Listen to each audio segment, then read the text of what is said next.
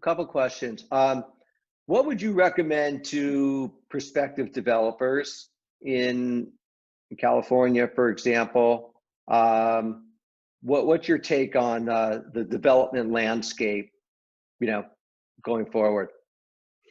Yeah, so we are in constant contact with developers right now because we're now starting to create a plan for them to come in, and they really want off-market properties. But then we also pull them and say, okay, well, what are you looking for post like this pandemic, right? What kind of verticals or redevelopment? And some of the developers have shared, well, this is the perfect time to redevelop, right? That's just, unfortunately, there are some sectors that aren't going to be performing, and that's actually probably going to come to head more early next year than it is currently.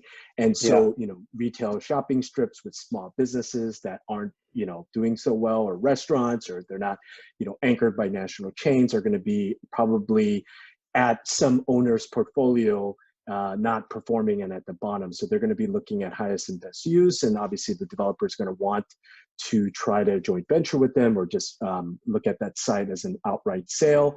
Hotels, I read an article even today that is going to start to rapidly deteriorate as far as paying and non-performing. And I think some hotel on Rodeo was featured there, LA Times, this morning. So unfortunately, it is, that's the thing. But I think at the very least, the developers are very opportunistic, and they're building for 2, 3, 5 years down the road, or if not more. So they're not necessarily pinned down or concerned about what's going on now. Of course, they have to look at what's now, but then they're also kind of planning ahead. So those are a few of the conversations that we've had with developers recently and what they're looking for.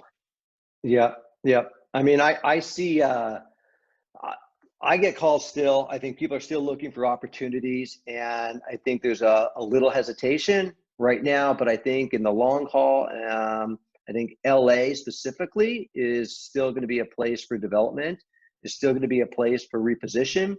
Is still going to be a place for going vertical. I think our city as a whole has a long way to go to create more density, and people are not stopping living here and coming here. And we just have so much to offer. So I'm seeing it already in places where people never expected multifamily development, along some of the, Pico Boulevards and Washington Boulevards, for example, that used to just be, single level warehouses or retail.